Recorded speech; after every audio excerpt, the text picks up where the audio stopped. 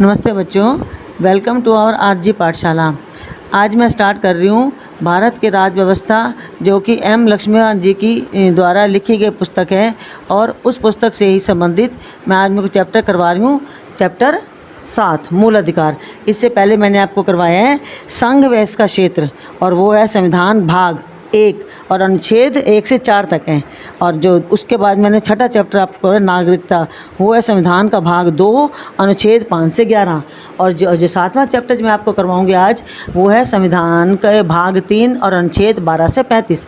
तो संविधान भाग के 3 में मूल अधिकार हैं। इससे पहले मैं आपको संविधान का भाग 1 करवा चुकी हूँ, भाग 2 करवा चुकी हूँ। अभी मैंने आपको बताया है भाग 1 में मैंने आपको करवाया है संघ व इसके क्षेत्र, और भाग 2 में मैं करवाया है आपको मैंने संविधान के दूसरे भाग में करवाया मैंने आपको नागरिकता। तो अनुच्छेद 1 से 4 संघ वाला, और अनुच्छेद 5 से 11 वो है नागरिकता वाला। ठीक है। अब जो 7वां अध्याय है वो है संविधान के भाग 3, जो मौलिक अधिकार है वो हमारे भारत के संविधान के तीसरे भाग में वर्णित हैं।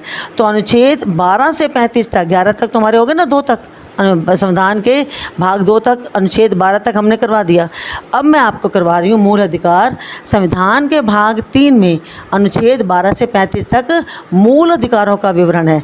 और इस संबंध में संविधान निर्माता अमेरिकी संविधान से प्रभावित रहे हैं, यानी कि हमारे भारत के जो संविधान निर्माता हैं वो अमेरिका के संविधान से काफ़ी प्रभावित हुए थे। तो इसीलिए संविधान के भाग 3 को भारत का मैग्ना कार्टा भी कहा की संज्ञा भी दी जाती है, क्योंकि जो संविधान के भाग में मौलिक अधिकार हैं ये जो है इनको क्या कहा जाता है, भारत का मैग्ना कार्टा।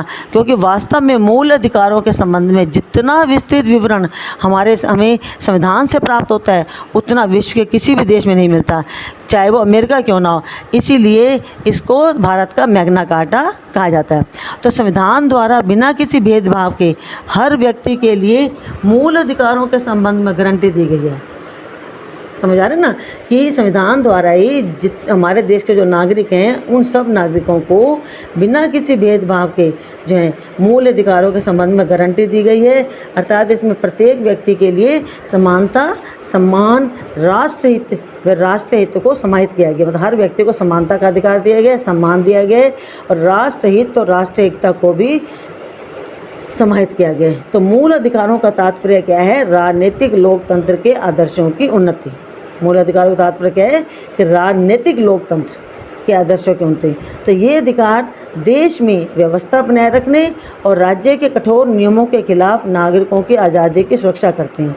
अर्थात पूरे देश को व्यवस्था में रखने के लिए ये अधिकार दिए गए हैं, और अगर राज्य के कठोर नियम होते हैं तो उनके खिलाफ भी नागरिकों की आज़ादी की सुरक्षा भी करते हैं ये हमारे मौलिक अधिकार।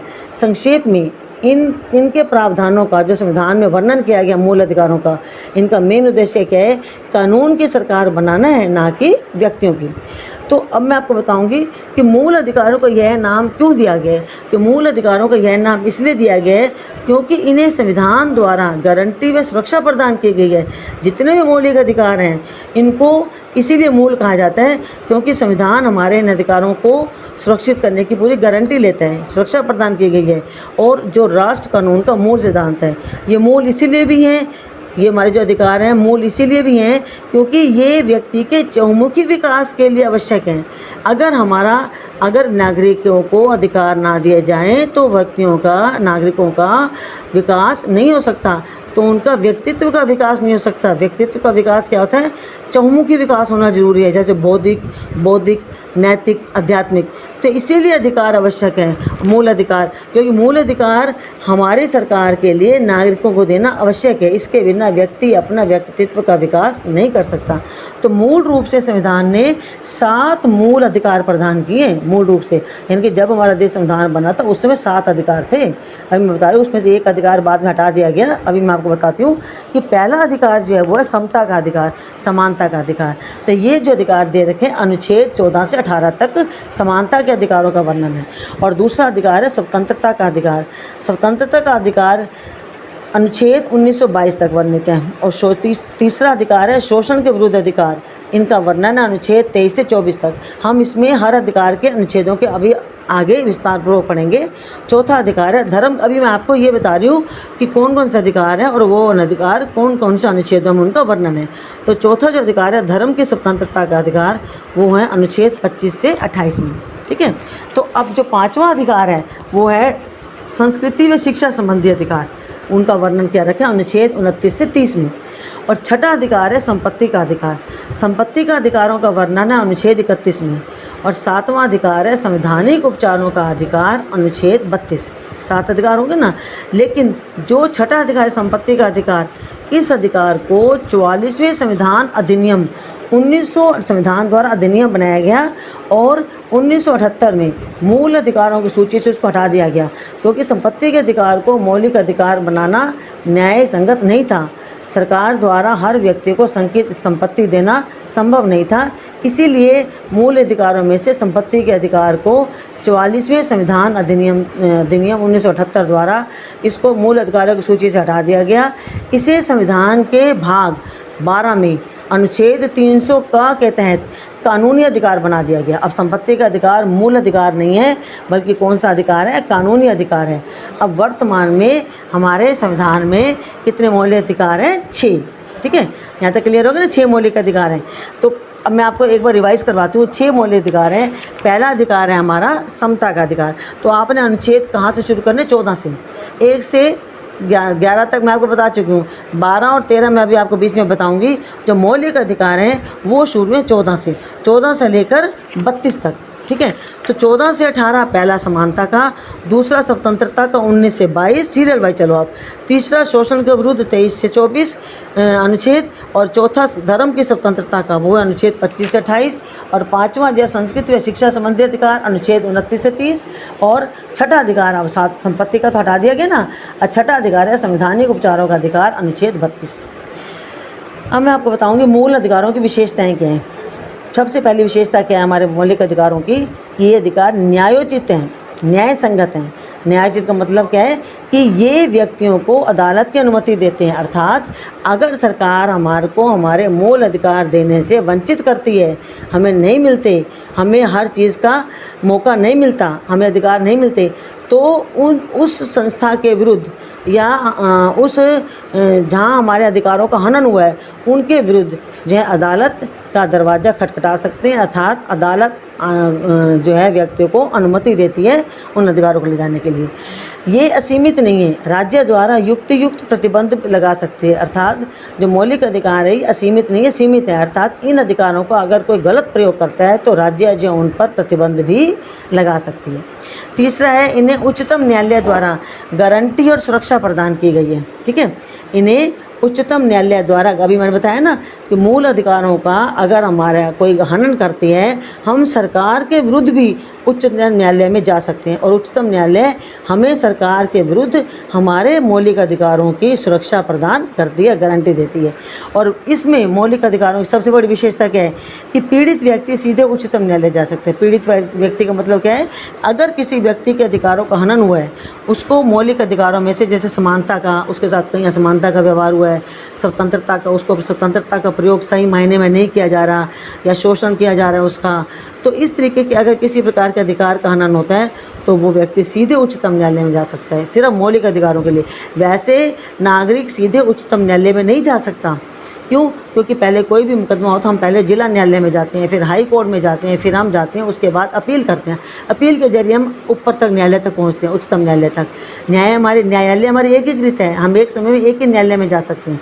लेकिन जो मौलिक अधिकार हैं उनके लिए हम जो सीधा डायरेक्ट उच्चतम न्यायालय में जा सकते हैं, क्योंकि इसमें जो है ये जो अधिकार हैं व्यक्ति के व्यक्तित्व के विकास के लिए होते हैं। इसके लिए इतना समय नहीं होता कि हम निचली अदालत, फिर हाई कोर्ट, फिर हम जो उच्च न्यायालय या उच्चतम न्यायालय में जाएं, तो बहुत समय बर्बाद होता है, जिसकी वजह से इन मौलिक अधिकारों को सीधा हम हाई कोर्ट में भी ले जा सकते हैं और सुप्रीम कोर्ट में भी ले सकते हैं, उच्चतम न्यायालय में भी। तो और नेक्स्ट इसकी विशेषता है कि ये स्थायी नहीं है, जो हमारे अधिकार हैं स्थायी नहीं है। संसद इसमें कटौती या कमी भी कर सकती है, लेकिन जो कटौती संसद करती है तो वो संशोधन अधिनियम के तहत करती है, ना कि साधारण विधेयक द्वारा संशोधन करती है संसद। लेकिन संसद जो संशोधन करती है उसका सबसे बड़ा उद्देश्य क्या होता है कि संविधान के मूल ढांचे को प्रभावित किए बिना, वो संसद जो भी परिवर्तन करती है, जो भी संशोधन करती है, मूल ढांचे को परिवर्तन नहीं कर सकती। संविधान के मूल ढांचे को प्रभावित किए बिना संसद जो है संशोधन अधिनियम कर सकती है।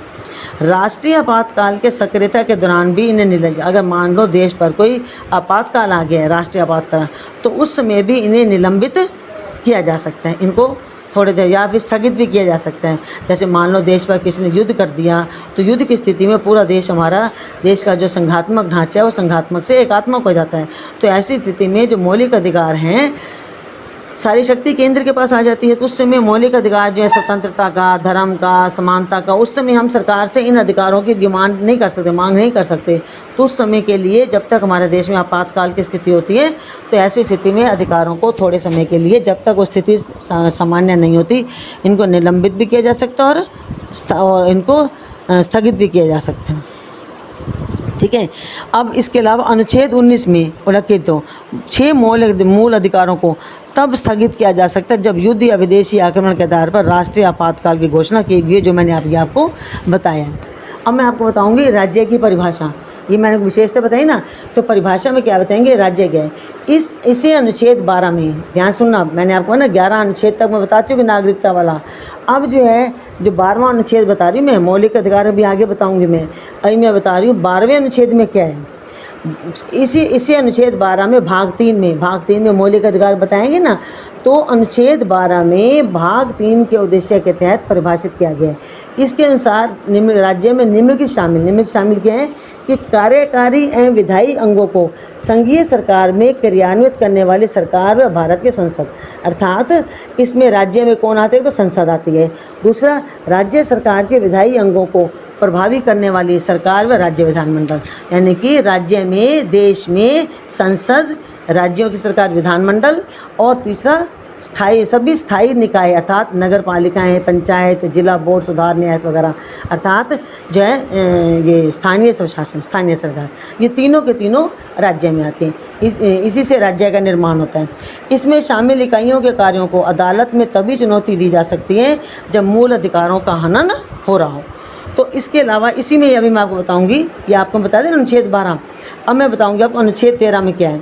अनुच्छेद 13 में क्या है कि मूल अधिकारों से असंगत विधियां, अर्थात अनुच्छेद 13 ये घोषित करता है कि ये न्यायिक समीक्षा योग्य है, ये न्यायिक समीक्षा योग्य है, अर्थात यह शक्ति उच्चतम न्यायालय व उच्च न्यायालय को प्राप्त है। कौन सी शक्ति, कि यदि जो किसी विधि को मूल अधिकारों का उल्लंघन होने के आधार पर गैर संवैधानिक या अवैध घोषित कर सकते हैं। अर्थात अनुच्छेद 13 के अनुसार विधि शब्द को निम्नलिखित में शामिल करके व्यापक रूप दिया जा सकता है। कैसे हम व्यापक रूप दे सकते हैं अनुच्छेद 13 में विधि को, कि स्थायी विधियाँ, अर्थात इसमें एक तो स्थायी विधियाँ संसद या राज्य विधानमंडल द्वारा पारित, अर्थात संसद या राज्य विधानमंडल जो कानून पारित करती है, जो भी कानून वो होता है स्थायी। लेकिन जो अस्थायी विधियों में क्या आएगा, राज्यपाल और राष्ट्रपति। राज्यपाल और राष्ट्रपति मीन्स कि ये जो अपने समय में जो भी अध्यादेश जारी करते हैं ये स्थायी नहीं होते, अस्थायी होते हैं। ये सिर्फ संकट काल की स्थिति में राष्ट्रपति अध्यादेश जारी करता है। जब संकट काल खत्म हो जाता है, स्थिति सामान्य हो जाती है, तो वो अध्यादेश भी राष्ट्रपति द्वारा लागू की जारी किया गया अध्यादेश भी खत्म हो जाता है। इसका मतलब वो अस्थायी विधि होती है। ठीक है, ना केवल विधान बल्कि उपरोक्त किसी को भी अदालत में मूल अधिकारों का हनन करने पर चुनौती दी जा सकती है और उसको अवैध भी घोषित किया जा सकता है। इस तरह अनुच्छेद 14 घोषित करता है कि संविधान संशोधन कोई विधि नहीं है, इसीलिए इसे चुनौती नहीं दी जा सकती।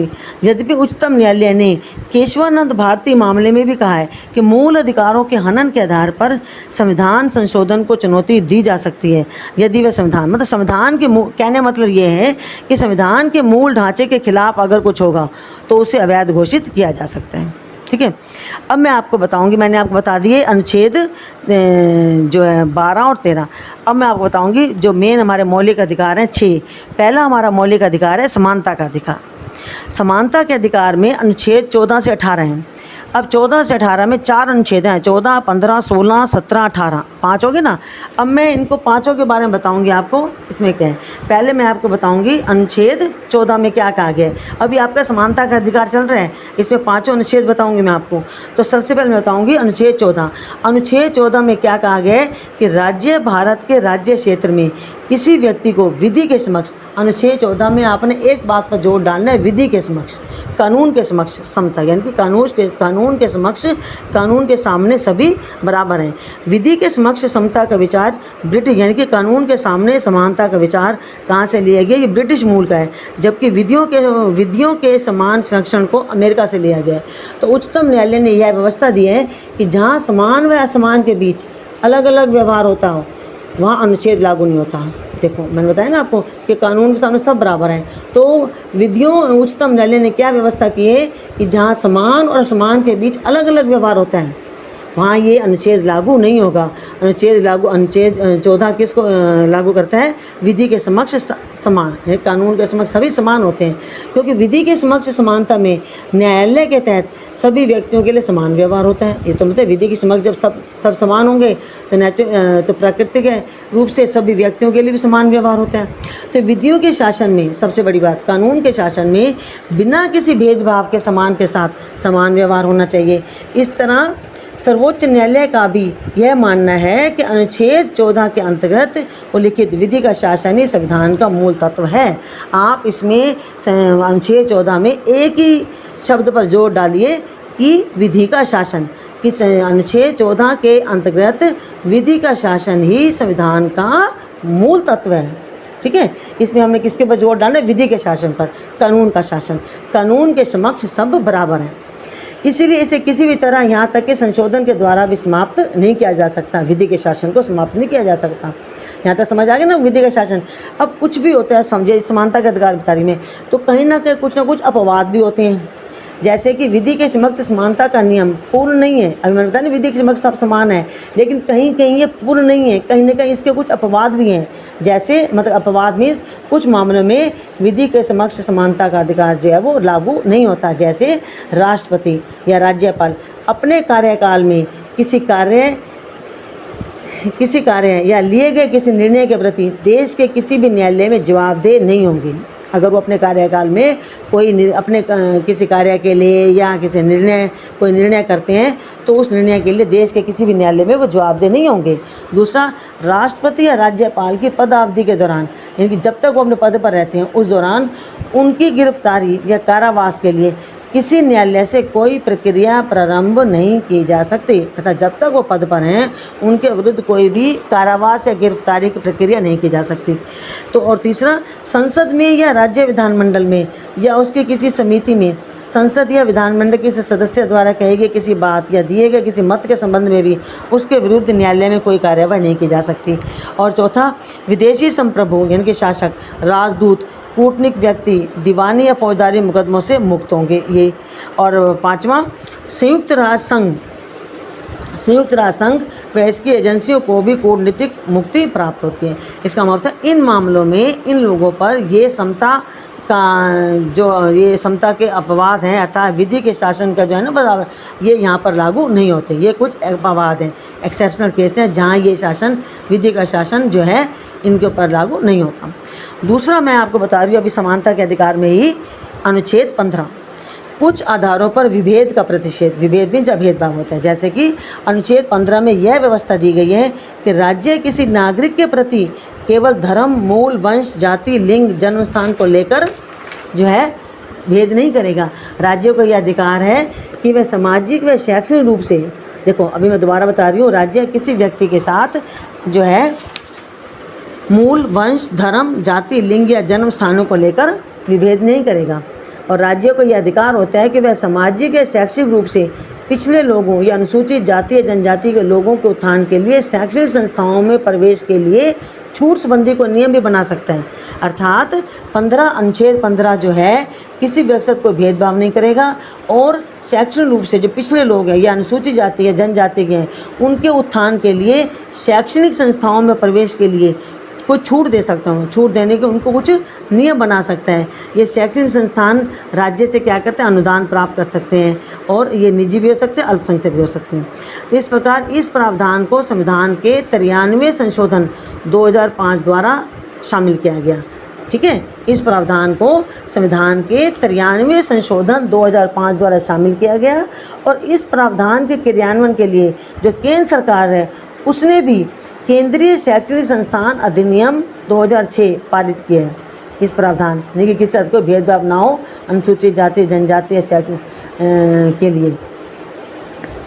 तो इसीलिए इस प्रावधान के क्रियान्वयन के लिए केंद्र सरकार ने भी केंद्रीय शैक्षणिक संस्थान अधिनियम 2006 पारित किया है।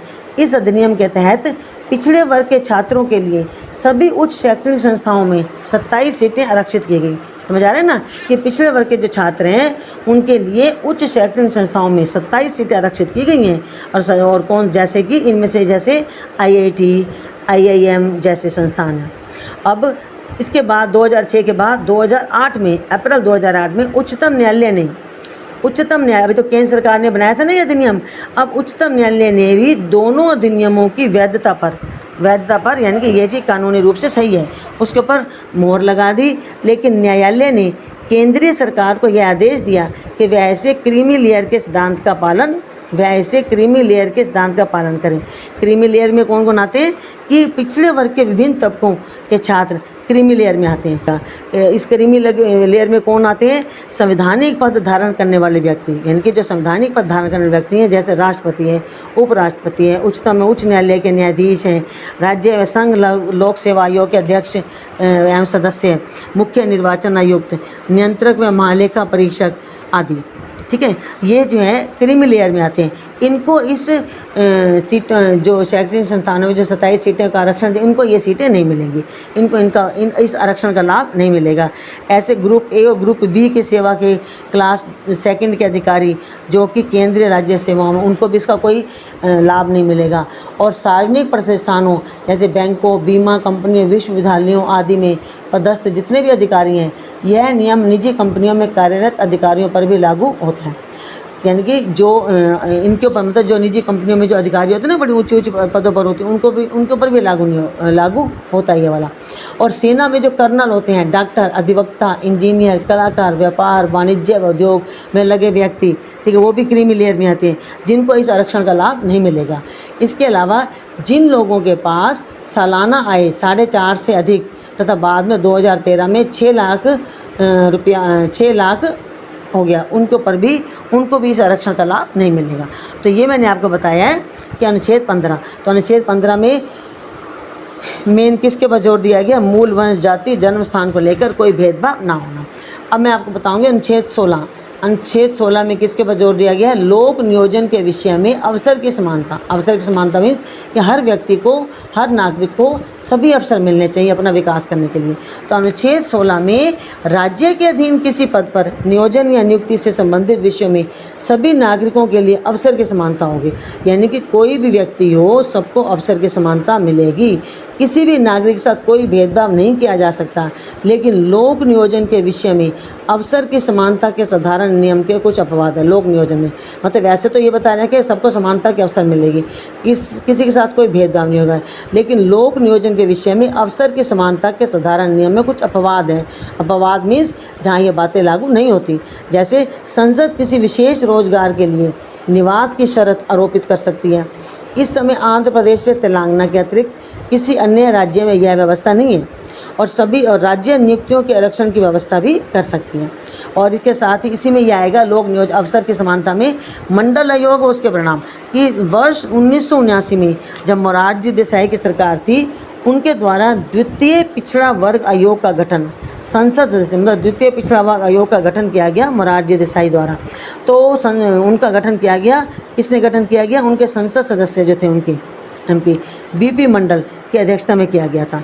तो उस समय आयोग ने, ये जो आयोग के गठन किया गया था ना, इस आयोग ने अपनी रिपोर्ट 1980 में पेश की और उसमें 3743 जातियों की पहचान की जो सामाजिक व शैक्षणिक आधार पर पिछड़ी हुई थी।